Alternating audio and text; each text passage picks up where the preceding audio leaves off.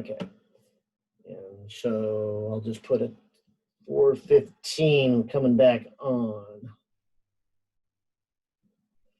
Okay, so where I was, and I share my screen here, I got the chat on, good. Let me share my phone again.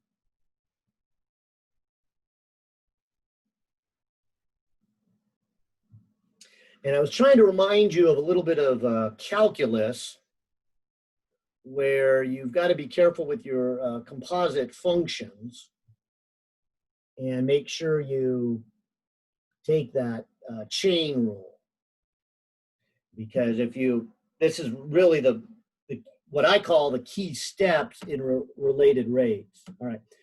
So in other words, when you go to take the derivative of this composite function, you take the derivative of the function, so the derivative of sine is a cosine, and then you take the derivative of the function that's inside. So in this case would just be a 3.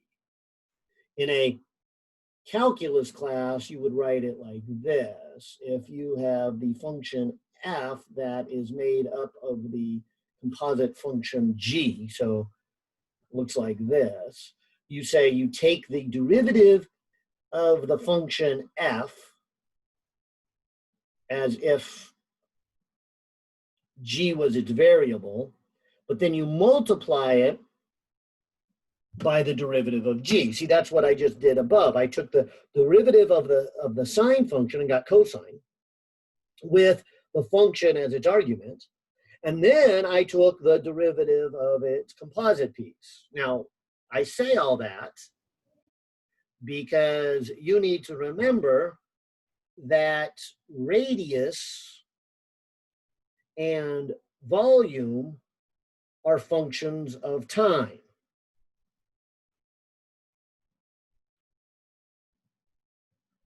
And we don't usually write it as a function of time, but I'm going to do that right here. So to remind you and me that these are functions of time.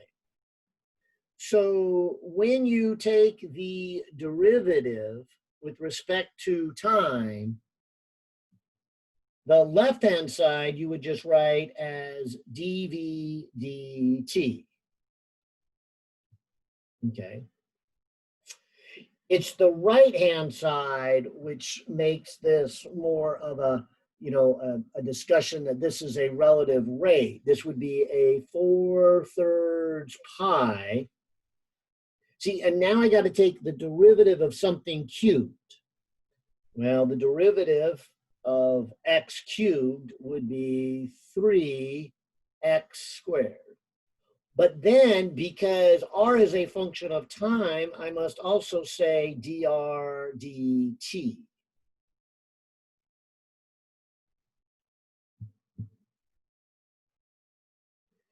Now, I'll cross out the 3 for the easy part.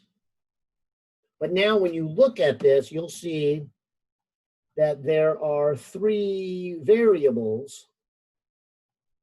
And so if you know any 2, you can find the third. So one of the variables is the rate at which the volume is changing.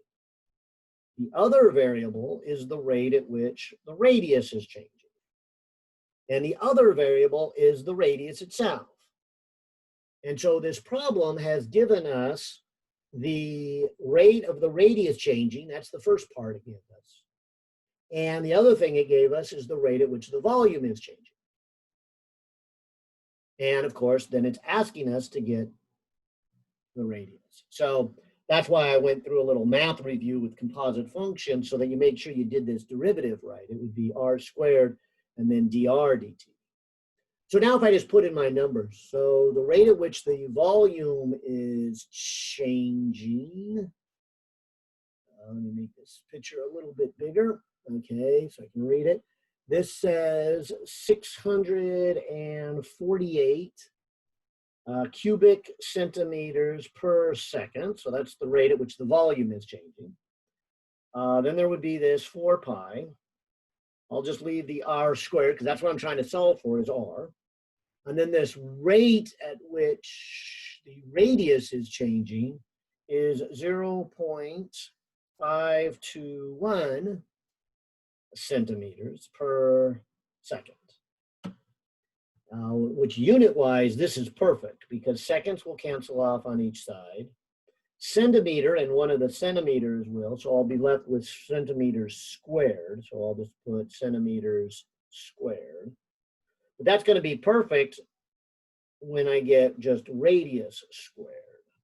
So grabbing my calculator here, I would take 648. As I divide it first by the 4, then by the pi, then by the 0.521 as I move everything to the left-hand side. So this would say r squared is 98.98. And then now I can take the square root of that. And that gives me the r. It also gives me units of centimeters without the square. That's good. And then I get the 9 points. And let me watch my significant figures. Looks like 3 here, 3 here. And we had, some of you were here when we had this discussion. 4 is an exact number. It means 4.0000. So there's an infinite number there. Pi, I just hit the pi key. And my pi key gives me 10 digits. So that'd be 10. So the smallest is 3. So my answer can't be any more accurate than the 3. Is that factor is the minimum. Well, that one's the same thing, but these are not. So I shouldn't have more than 3 significant figures in my final answer. So it looks like 9.95 would be the radius. So I understand the math, and I'm happy you did the review. That was a good review for me. But how is it that you know to take the derivative once you've established that the volume is in respect to time and the radius is also in respect to time? It's an excellent question. Yeah, sorry, I blew right past that. Because they gave me the rate at which the volume was changing. So then you would take the derivative with respect to time. Right. So I have volume, but what they're giving me is dv dt. They didn't call it dv dt. They called it the rate. But that's, I think, really your question, is the interpretation of what do you mean by rate? A rate is how the volume is changing with time, and that's what a derivative with respect to time is. Okay. So that actually may be the hardest part of this question. And I'm sorry I blew right past that. But yeah, how do I know I'm supposed to take the derivative? Yeah, right. And I mean, it's one thing to take the derivative, but it's harder to know you're supposed to take the derivative. Yeah, well, I guess it makes sense because that's the only way to get an r to solve for is by taking the derivative in respect to time. So yeah, okay. Right. Well, I guess I would have said this though. Had they done something like this, if they would have told you the volume at that instant in time and asked for the radius, I would have never taken the derivative. I would have just said, okay, I know the volume, and the only other unknown is the radius.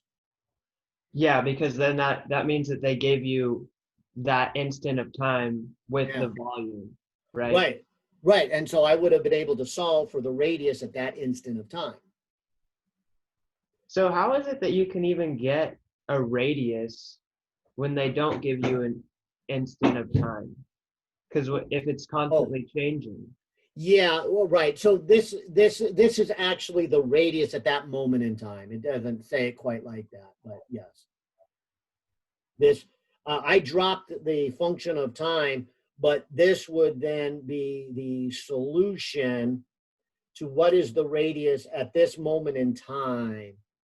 So when the volume is changing by this amount, so at that moment in time where it's changing by this amount, the radius is changing by that amount, and the radius is equal to that amount. Okay. A second later, these are going to be different numbers. Oh, okay. I get it. Yeah. Cool. Thank you. in fact, kind of maybe try to drive it as a real problem. If this was, say, a water balloon that I was filling up from the sink, the water would probably come out of the sink at the same rate. So no matter how big the balloon is, it probably, this rate at which the volume is changing is always this same number. However, when the radius is small, then that means this number would have to be big in order to get this calculation. So at first, when I'm filling up the water balloon, the radius is small, so the rate of change of the radius is big, and I can see the balloon getting bigger, bigger, bigger, bigger, bigger. But once the balloon gets super big, even though I'm filling it up at the same rate, this number is so big that the radius is changing by very little. Mm. And so a big water balloon, say a water balloon as big as the Earth, water into it, you don't really see the radius of the Earth change. Yeah. It just doesn't change that quickly, because something with that big of a radius, just a small change in the radius is a huge volume. Yeah. Kind of like the planets rotating around the sun. Like in comparison to the Earth, some of the planets don't even look like they're moving really. Right. In their evolution around the sun. Right, right. So if you're filling up a water balloon the size of the Earth, you'd be pouring water in it, and you probably wouldn't even think about the radius changing. You'd go, oh, the radius isn't changing, but it's got to be a little bit. Yeah. Yeah, exactly. Cool. So yeah, so I did more than just this problem, because I was trying to get you to see how you do these related rates. Is you start with something you know in terms of the values, and in this case, volume and radius. Then you take its derivative, and you know to take its derivative because they are giving you rates. That's a phrase, and that's why we call these type of problems related rate problems. Okay, I get it. I get it more now. Thank you. Yeah. Good. Good. Okay. Well, since we had a reboot, I lost the chat here. Oh, my last question was just number 55. I know you guys just went 57, but I missed that, and I think those are kind of similar. 55? Yeah. Okay. So, chapter 15, number 55. I'll go page 1.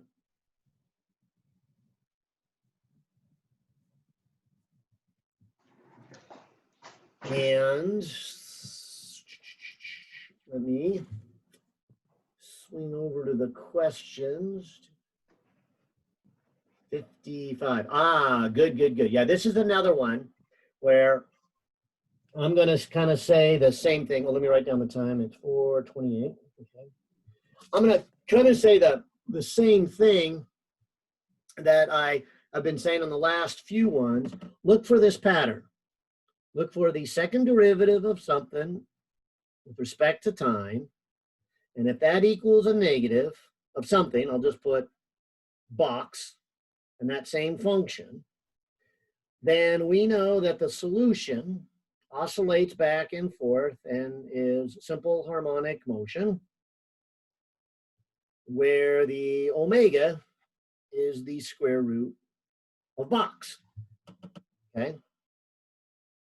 And then, of course, the phase kind of depends on how we started, and so it may be relevant or not be relevant. So in this one here, we have kind of this ceiling, and we have a pendulum hanging down here. And I think they're trying to say that all the mass is kind of in a point down here. But in addition to having that, we have a spring with spring constant K connected to it. Maybe I better read the problem here. It says a pendulum of length L, so the whole length is L, and of mass capital M, has a spring of force constant K, and is connected a distance H. So the spring is not connected all the way down at the bottom, kind of like the, that's going to be a little different between the plank one. We did the plank in number 57, and the spring was connected at the full length of the plank. This is connected at a length H, not the full length L. Okay, so a distance H below the pivot point, find that the frequency of vibration, oh no, it's cut off.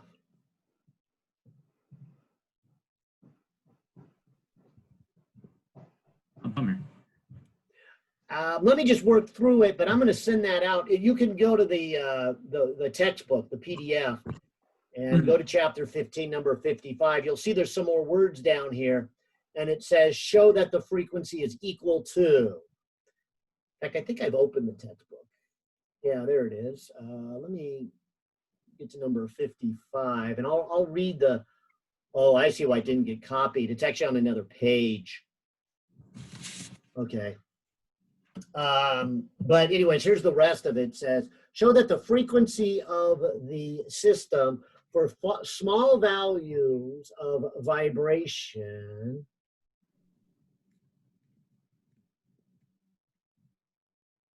so it doesn't show what it is. It just says find the frequency of vibration of the system for small values of amplitude.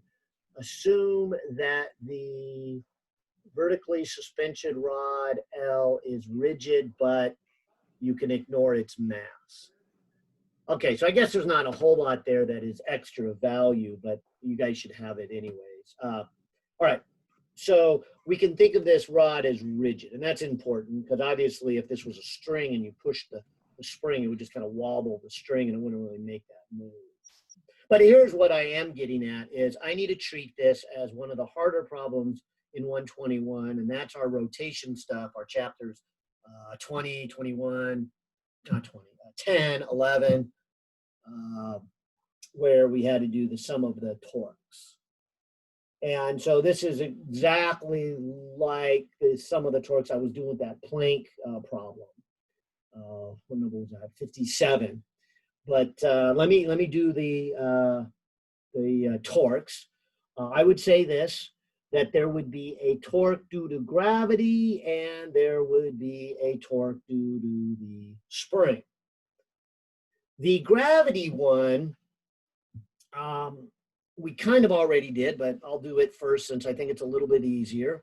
Let me just draw a pendulum without a spring connected to it.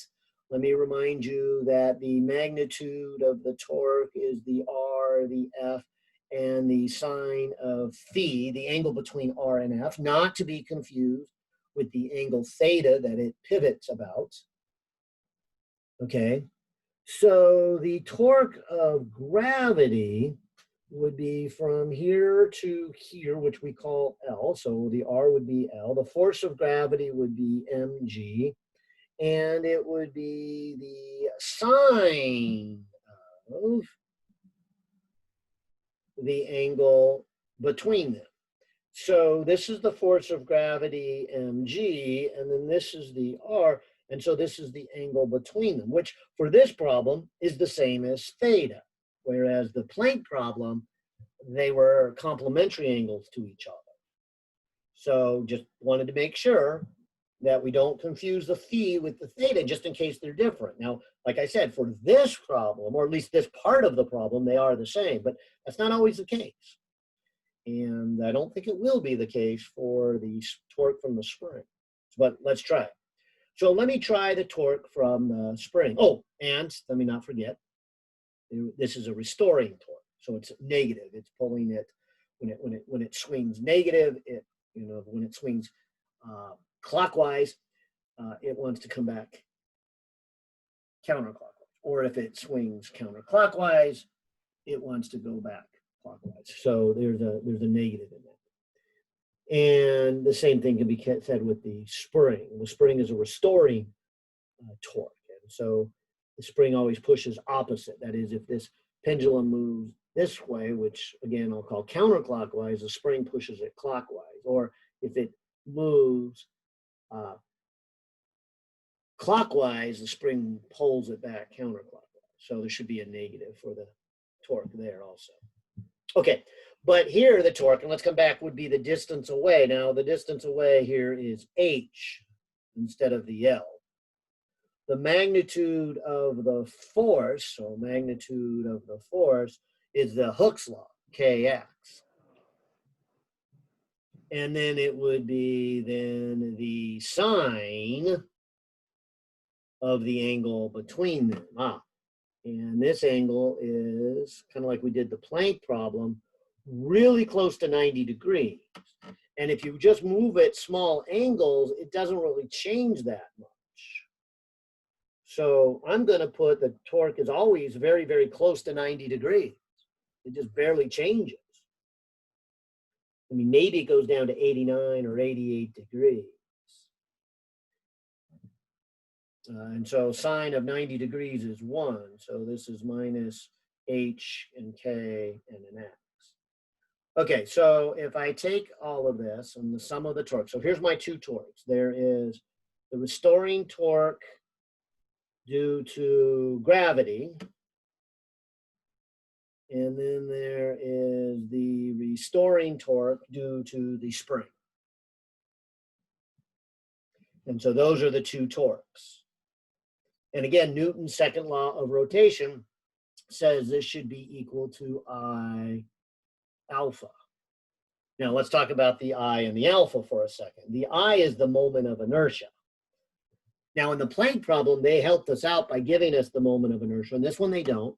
So we either need to go back to chapter 10 or kind of remember that the moment of inertia, maybe I'll put it up here, is the sum of all the mass pieces at their position. And so if they're just saying this is one giant chunk of mass at kind of a set position, so we don't really think about this round ball as having much size, we could just say then that the moment of inertia is the mass of the ball, and the distance away is the L. So it'd be L squared. So the moment of inertia is just ml squared. And the angular acceleration is the second derivative of this swinging angle. That's the theta. So that's the theta here. Okay, now keep in mind that we're trying to get something that looks like this. The second derivative of something equals negative some value and that function. And so I've got that second derivative of theta right here. So what I'd really like to do is to write this part of the equation as a negative and with a theta. And I can do that. First of all, the negative I can pull out. And then right here, I would have an mg, and this is sine theta. But remember, the small angle formulas, and I don't think I mentioned it in this problem, but I'll mention it again. Sine theta is approximately equal to theta if you're willing to keep theta less than about a half a radian, which is roughly 30 degrees. So if this pendulum swings less than 30 degrees, we can make a simplification and call sine theta equal to theta, and maybe I better just leave that in for a moment. Minus, I'm going to run out of space here. So I'll just call sine theta equal to theta. And then the hkx, let's talk about on the next page. Okay. So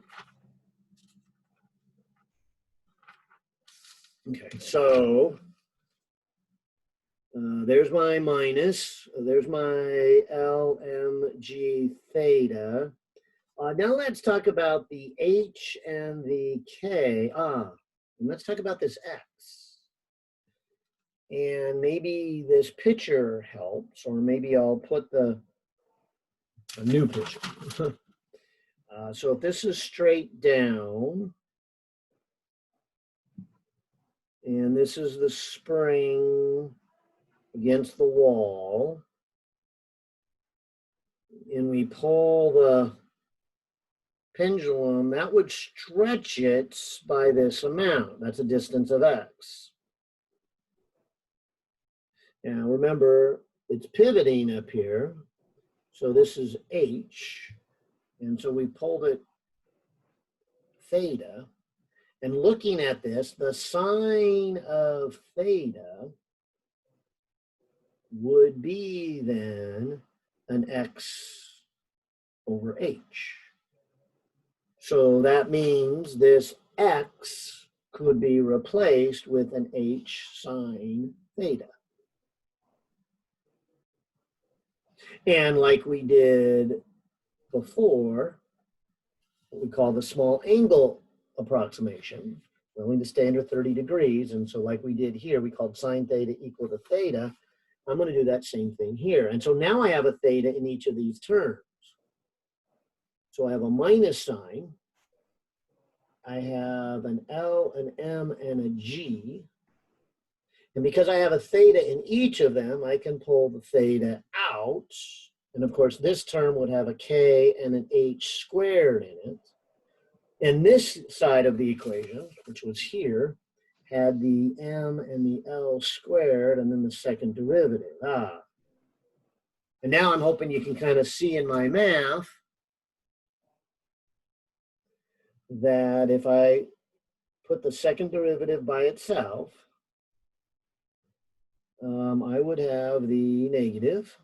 I would have the LMG plus KH squared all over ML squared. Well, I guess, I don't know why I put a small m there. And then the theta. Okay, so I now have it. I'll go to the beginning of the problem. If you ever see anything where the second derivative equals and it's got this relationship, then you've proved its harmonic motion. And the angular frequency is the square root of all this stuff out in front. So that would be an L, an mg, plus a k, an h squared over an m and an L squared. And I think that was the question. Find the, what was it? Find the, oh, now it says find the frequency, not the angular frequency. Okay, so maybe I got one more step to do. Remember that the frequency is 2 pi, omega divided by 2 pi. So this would be 1 over 2 pi, and then the square root of L mg plus k h squared over ml squared. And so there would be all that crazy math. And since there was quite a few steps here, let me double check the solution guide here. So 55. Scroll down, 55, they've got a 1 over 2 pi, a square root, an MGL, okay, KH, yep, good. Yay, I did it right. So, a lot of steps in that one.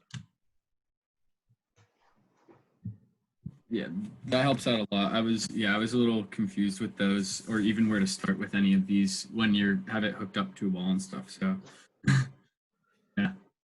Yeah. So when it, the short answer is, when something's got this potential of swinging back and forth, if it's a translational problem, sum of the forces equals ma. If it's a rotational problem, sum of the torque equals I alpha. Mm-hmm. Yeah, I completely forgot about a lot of the torque stuff. If I'm being honest, I need to. Well, that was good. Thank you. Right. Good. All right, let's see. Well, I guess we're a little over the time, but is there anything left in the chat room? I don't usually, let's see, how do I get to the chat on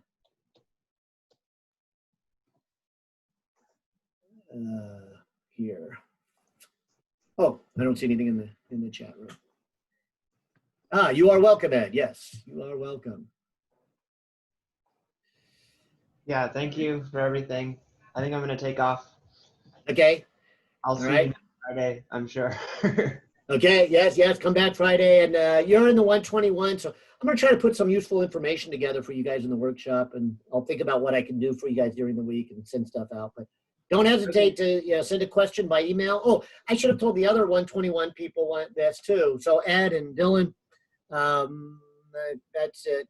Johnny, I'm not sure. Johnny, which one are you in? But the 123 people know this. They know it well. That if they shoot me an easy question, I just answer it by email. If they shoot me one that probably needs a little more detail, I do exactly what I'm doing now, but I record it and I send that out, and I send it to everybody. So if don't feel like you have to wait all the way till Friday.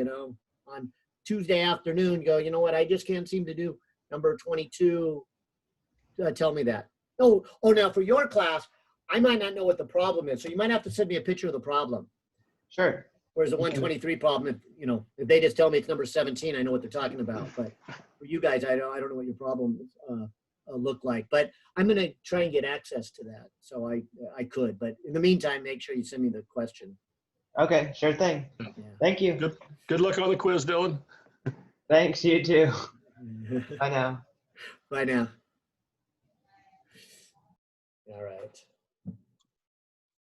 All right, guys. Do you have anything more, shall we?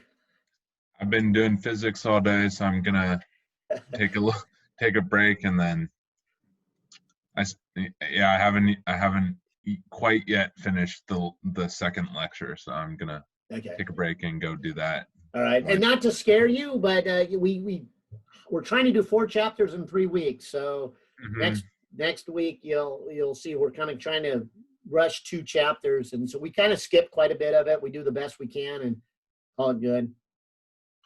Yeah. So I'm just this week was just hectic because with CS I just had to get some stuff done that I've never get some programs downloaded and stuff, so that took a while, but now that's over, so I can focus more on lectures. Good. Anyway, I'm gonna head out. Thanks so much. I appreciate the help. All right, guys. Take care. Yeah, thank you. Have a good weekend. See you, everybody. You're welcome, Johnny. Talk to you later.